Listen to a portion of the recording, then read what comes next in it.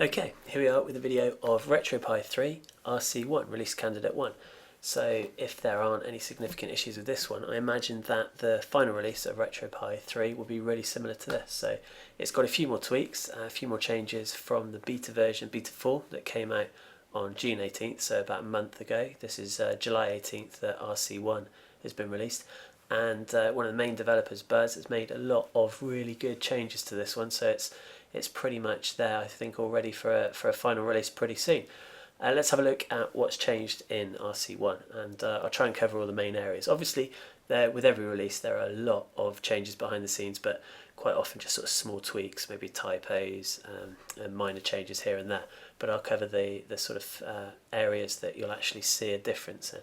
So as always, or as recently with the RetroPie distribution, you've got the first thing that come up is EmulationStation will detect what you've got plugged in. So at the moment in my Raspberry Pi, which is a Raspberry Pi 2, I've got a keyboard and a joypad, USB joypad. It's an iBuffalo and it says there 1 gamepad detected. So at this point you process your controller, and to do that, as it says, hold a button on your device. And if I do that, you'll see it sort of flash. If I do it briefly, you just see it flash up quickly, the name. There we go, USB 2-axis 8-button gamepad, which is the identifier for the iBuffalo, and it's probably one of the most popular USB wired devices because it's very similar to a old SNES controller, and the layout and aesthetics really similar. Anyway, so hold that, and if you hold it long enough, you get this screen coming up, and then it's simply a case of pressing the controller buttons as requested. So I've got D-pad up, down, left, and right. Start and select. A, B, X, Y, left bottom, right bottom. Now that's all of the buttons that my iBuffalo's got. For the rest of these, you can just press any button. If I just tap one of the buttons that I've already done, you'll see where it says press anything on the screen, it just says to already taken because I've used that button before, so you can't really mistype or misenter a button. I need to skip these, and to do that I'm just going to hold down a button and it should get a timer. There we go, 1 second, 0 second, then it moves on to the next one. So I'm just going to hold down buttons here to get through that. Okay. Apologies if everyone just checked their iPhone, that was mine having a text. Okay.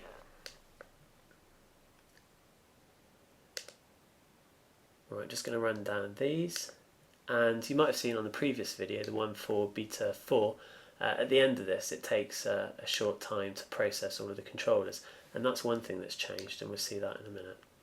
So what we're doing here, if I did have these buttons, it isn't necessarily used for EmulationStation. This is used for the games, the RetroArch based games, but it's doing it all in one process to save you having to reconfigure at a later stage.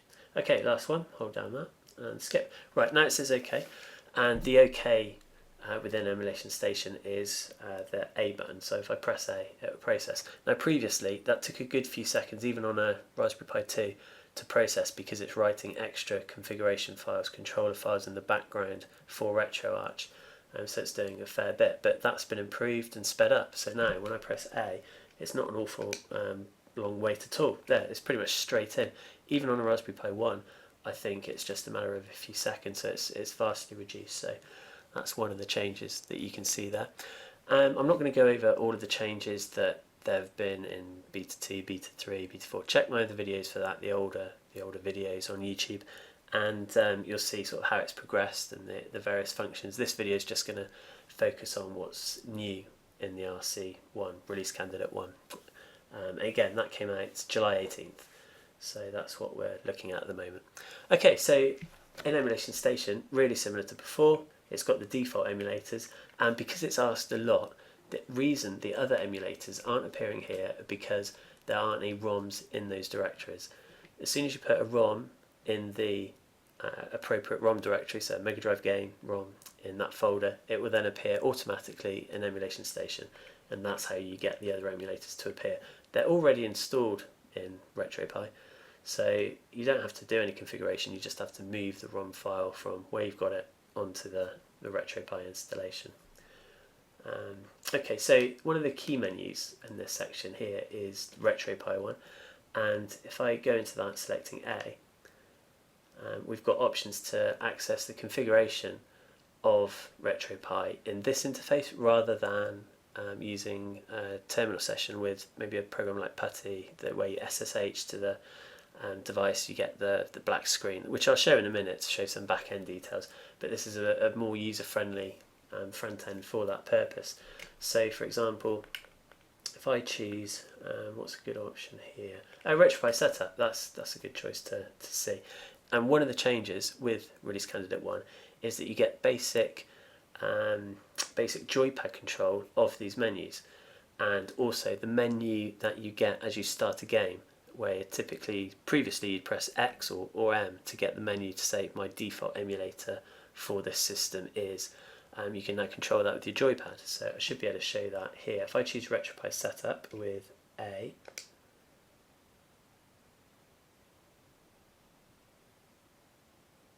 there we go.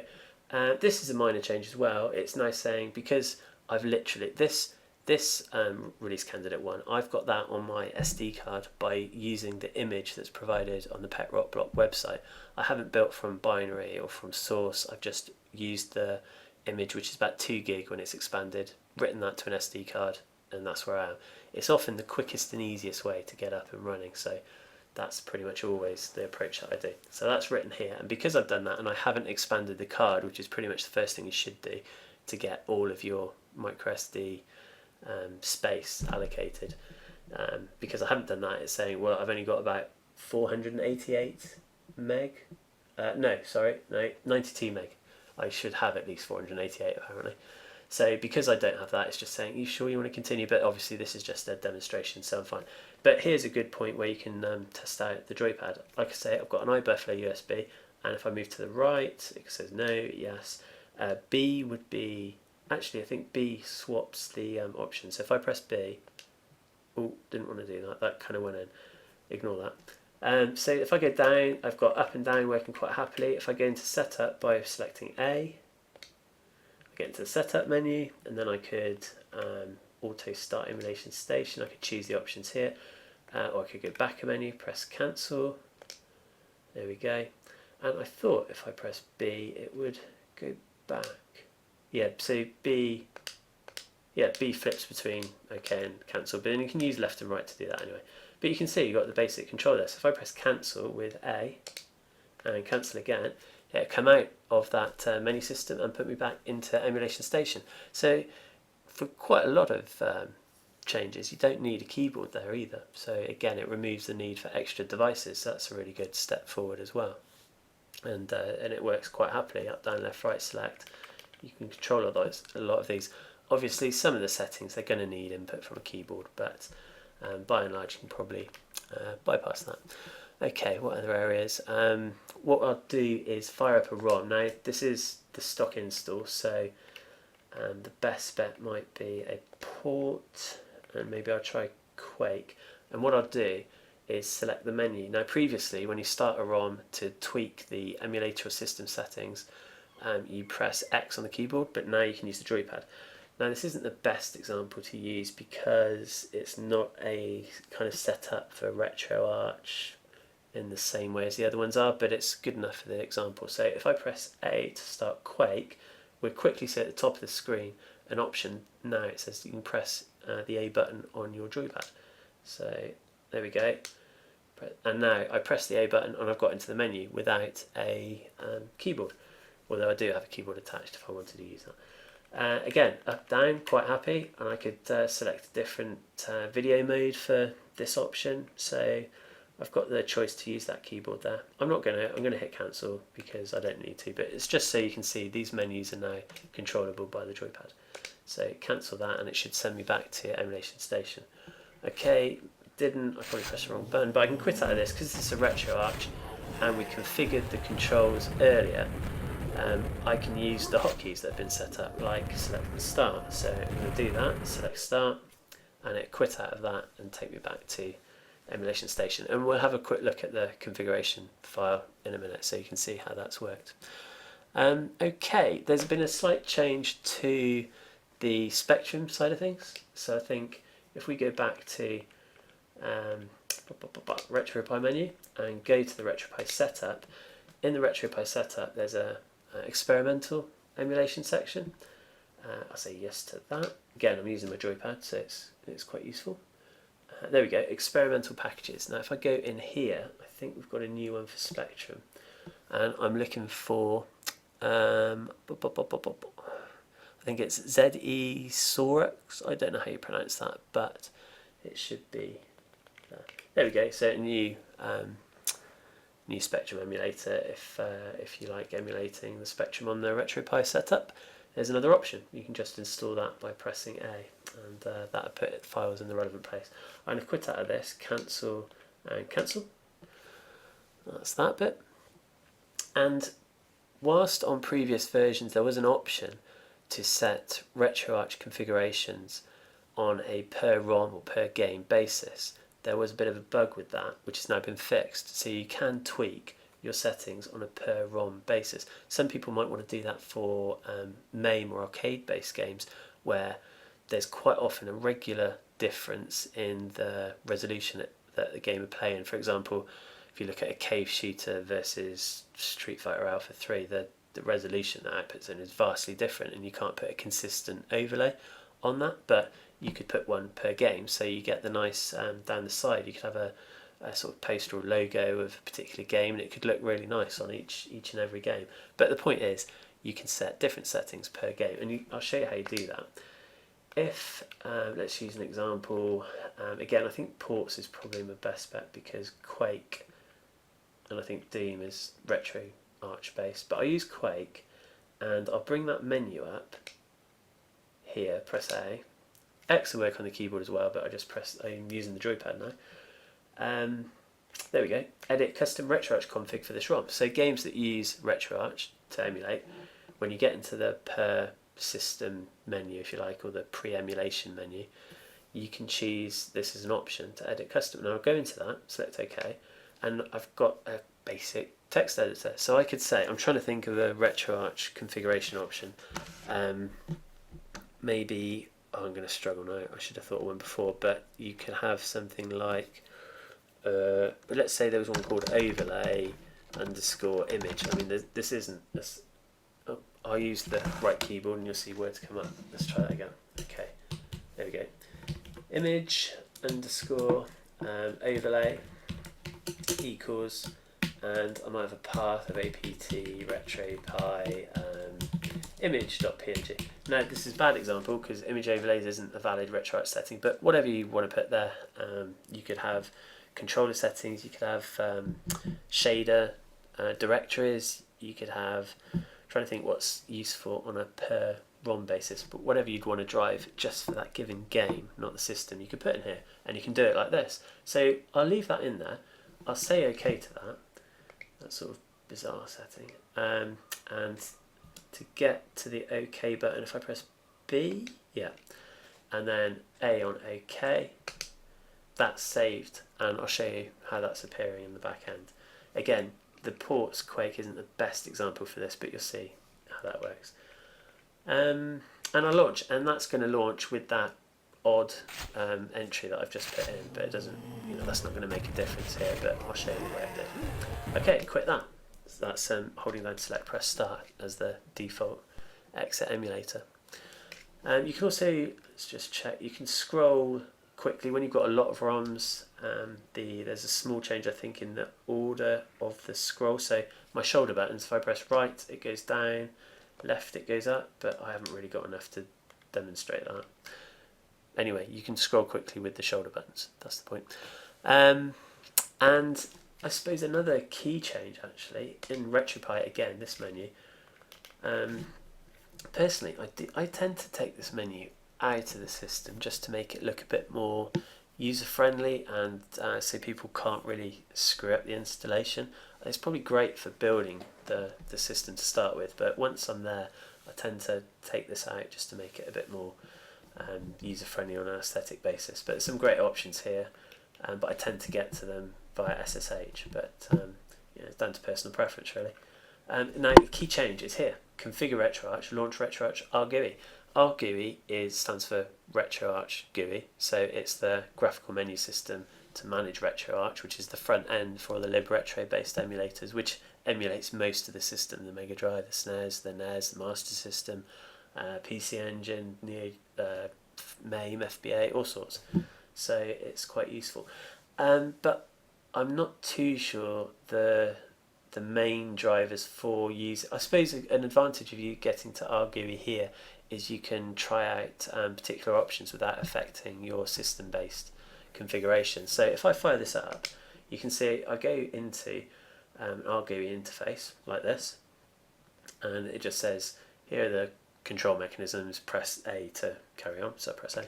Then you get the menu system, and I could go into settings, and I could, no, actually if I go back one, load content, I could select a file. No, is it content? I'm trying to remember now. I think it's content. Yeah, I could select a ROM here and it'll load it. So it's like a ad hoc game tester. You could put a ROM through this and try its settings and see how it goes. But one thing I'd be tempted to avoid to try and do in here, if for whatever reason you go in settings and choose configuration and save configuration on exit, if you select on there and quit out of this, it will write back to your main RetroArch.cfg file, and it'll lose all the formatting, and it's not a very easy way. Once you've done that, it's not that easy to keep on top of managing that file. So unless you've got a good reason for it, I definitely try and avoid writing back to that RetroArch file, and generally I probably wouldn't use this RGUI that much, but I'm imagining on the comments there's probably quite a few people who are going to say some good reasons and purposes for this, about what you could use it for to make it quite useful. But I don't think I'm going to use it too much myself. But you can see, you know, it's a quick and easy way of getting in there, and it says at the bottom there, you can see it's running RetroArch 1.2.2, which I think is, yeah, I think that's a very recent version, and no core. So I haven't got a RetroArch or libretro core loaded to emulate something, but you can do that here. You can load the core and then make a change, and then it will write out a different config file for that one. You can look at the settings there, and there's lots you can do, but depending on how in-depth you want to get with the whole RetroPie-RetroArch setup, you wouldn't need to use this if you didn't need to. It's just gives you more options, really. It's a good addition to easily get in and tweak settings under the hood. But largely I tweak the settings obviously manually in the config files, but also you can do it through RGUI when you're playing the game itself, and different ways. But basically there's a lot of options, and you've got the choice. You can do loads of different things here. So I'm going to quit. I'm going to first check I haven't set the configuration to no good. Okay, now I'm going to quit RetroArch, and this will take me back to EmulationStation again. Again, it's giving you lots of easy ways to manage this just using the joypad and not having to use a terminal session to access your Pi. I don't know, you might not have a keyboard even, so it's even more use that way. But largely, from the EmulationStation point of view, for RC1, for Release Candidate 1, I think that's the main changes. It's if you want to see the previous updates to RetroPie, check out the other videos. But we saw at the start how it's quicker now to write your configuration for your joypad. You set that up and you go straight into EmulationStation. And if you don't want to do that, we can also override it with the RetroPie-Setup, which I can show you quickly here. If we go... Oh, actually, I wonder if... Yeah, you can do it here. So you can configure your RetroArch joystick here. I'm not going to because I don't need to. I've done it first time anyway, but that's another place that you can configure them. Lots of options. Okay, and we saw that you can use your joypad to control the menus now. You don't have to use the keyboard to do that, and the RetroPie config menus and the pre-emulation menu. We saw that when you check and use the RetroPie-Setup, it says, oh, you've got this much space left, is that okay? And that moved into the menu system rather than having to type yes or no on the keyboard. So again, that can be joypad driven. And Per-ROM configs work, and I'll show you where that got written to. The one earlier where we wrote overlay image on the Quake example. And RGUI up here has now been added to the menu as another option. So I think that's the main options that have changed within this interface. Everything else has stayed the same. And as I said, to get more emulators, copy the ROM across, then it'll appear. You don't have to install them from binary. You don't have to install them from anything. They're there, they're ready. They just won't appear in EmulationStation until the ROM's there. And that's it. Right, now what I'm going to do is just dive back into a different screen to make it a bit easier to see when we navigate in the file system. Okay, I'll do that now. Okay, here we are in the terminal view interface or terminal session. We've got the file system in front of us. I just logged in here with user Pi password Raspberry as normal, and we've got the file system.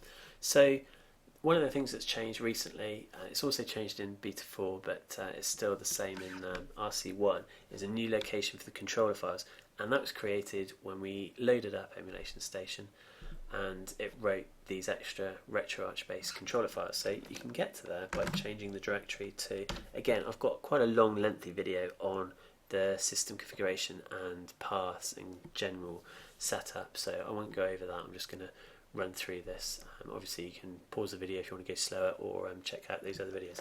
So if we check out this RetroPie configs directory all, and in here you can see now we've got a new folder called RetroArch joypads. These used to be in the RetroArch emulation folder under a folder called configs, but they're there now. So if I look at RetroArch, you can see that earlier when I set up, when I set up that controller, it also wrote this file here, and this is the one that RetroArch will read. So if I read that with nano, you can see, same as usual, we've got all the buttons that RetroArch is interested in. It has more than this, like the analog buttons and that sort of thing, but my controller doesn't have that, so it hasn't written it. That's why they're not there. And the important ones being, you've got enable hotkey. So if I hold down 6, which is my select button, and then press whatever button we've got specified here, I'll have taken action. So a main one is exit the emulator here, which is 7. So hold down and select, press start, which is 7, and it will exit the emulator. And you can see the other examples down there. Previously in RetroPie 3 Beta 3, there was a few issues with creating this file, in that the axis particularly wouldn't always be set correctly. So now I've got my input up axis, but if you wrote this, or if the system wrote this slightly differently, maybe using a BTN code like this, my up, down, left, right wouldn't work. But now it's correctly saying, this controller uses an axis, this is how I define it, and it's all fine here. So if I put a ROM on the system, it would quite happily take my control. So it's in RC1, it's a lot more firmed up in terms of making sure that it registers the controller correctly and make sure you can control it.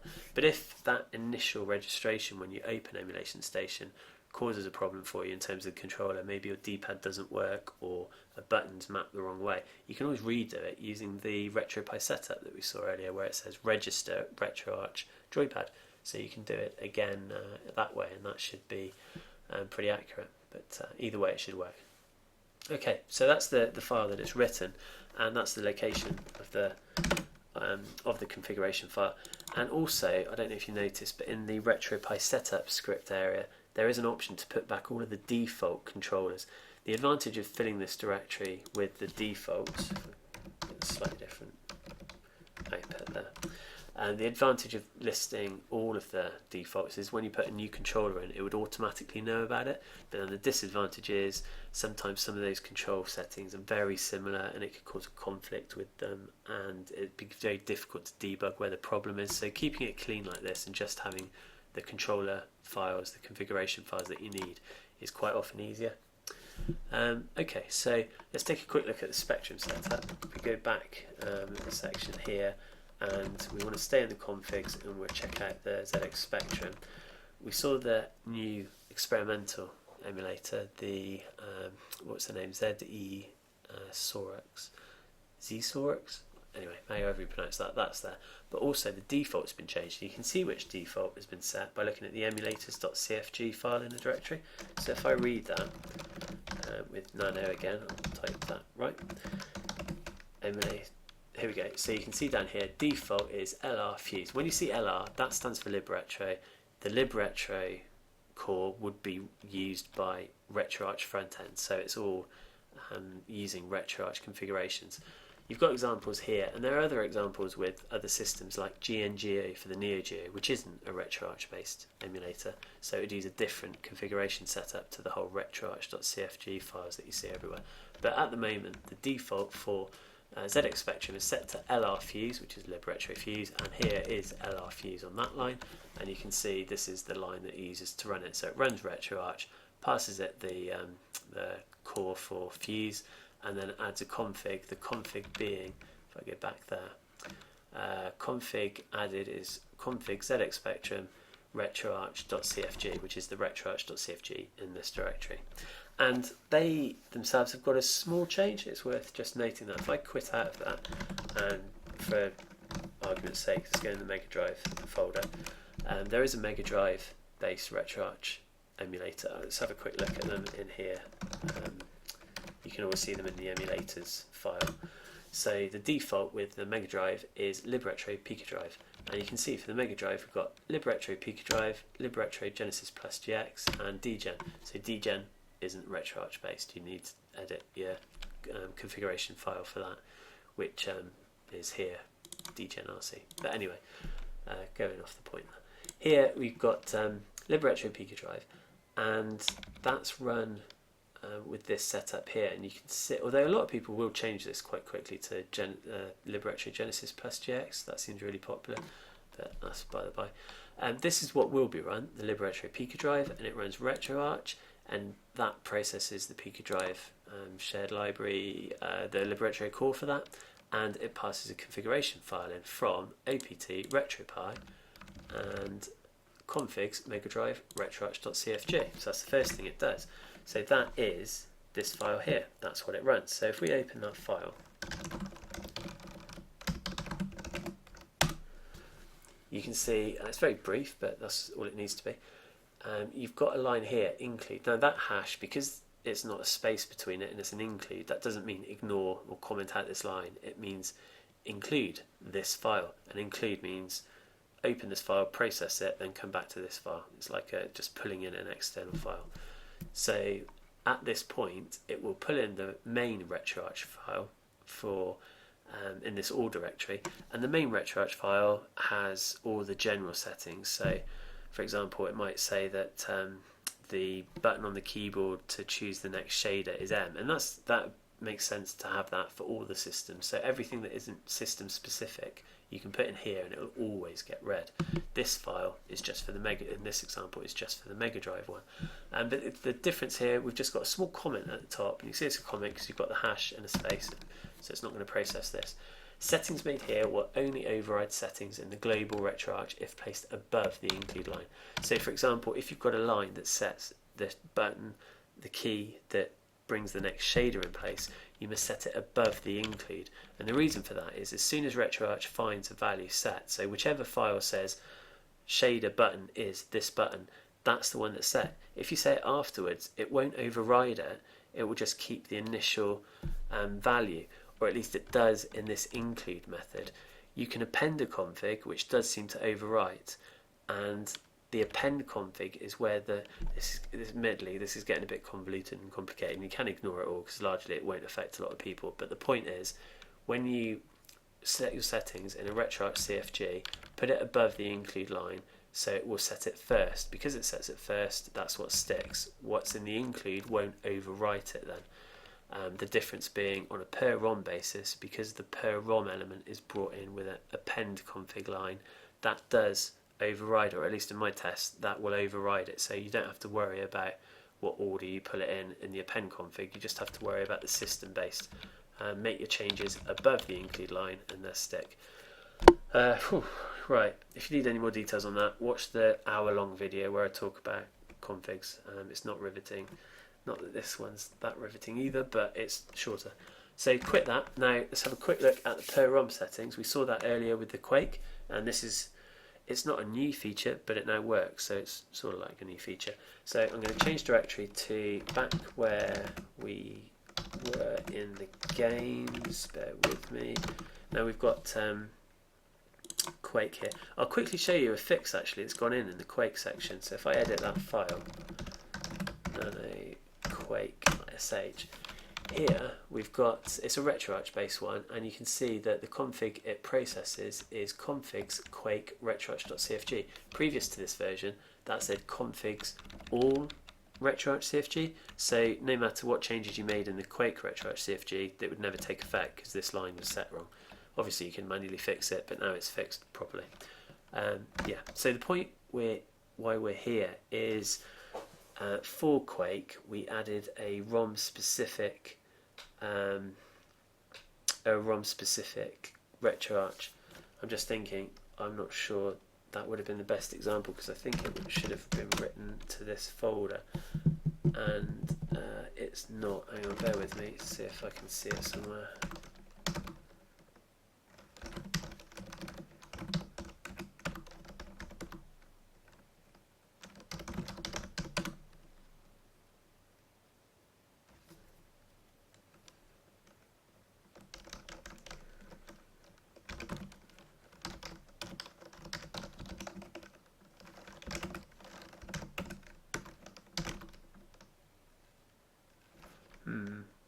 Okay, I'm going to describe what would usually happen.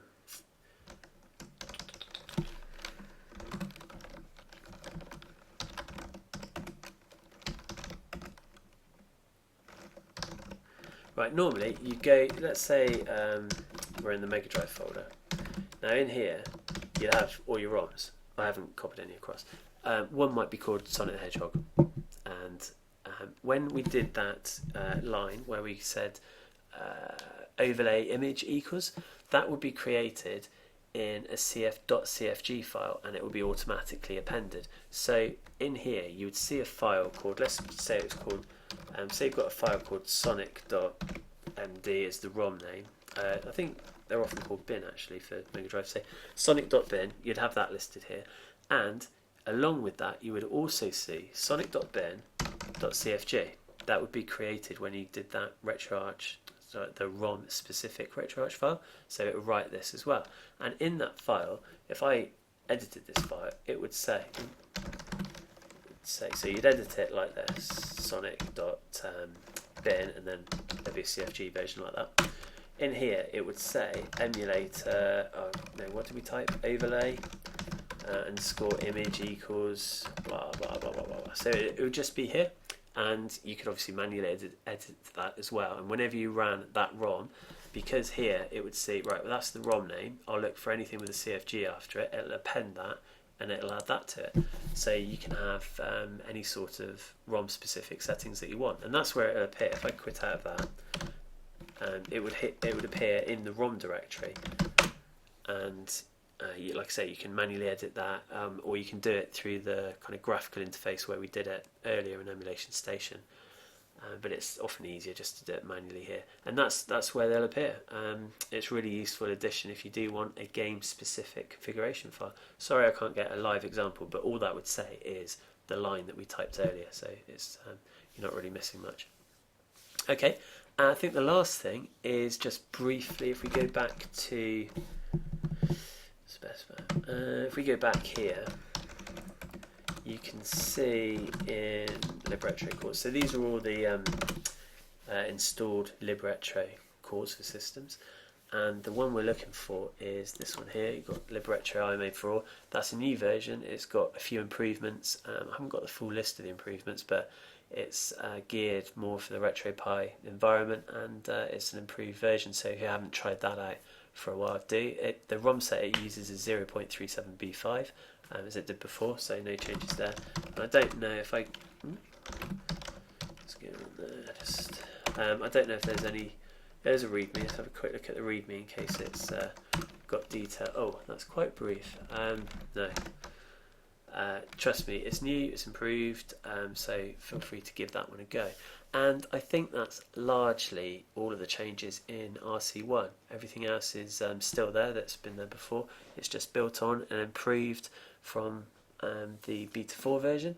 It shouldn't have any bugs. I haven't seen any so far. It's all pretty reliable. Like I say, I think the final version, RetroPie 3, will be very similar to this RC1. But if there are any issues with it, do post up in the comments. Go to the forums and post up there, and I'm sure people will either help you out or log the issue for you. And hopefully this has been a useful overview of the latest RetroPie release, which is RC1, which came out on 18th of July. thanks. If this was useful, do click the thumbs up, because it's good to know that I'm helping people out with some of these videos. And if there's anything you'd like to see more or less in the videos, maybe less talking, I don't know, more pictures, whatever you want to see, do put it in the comments, because I do read them all. Thanks very much.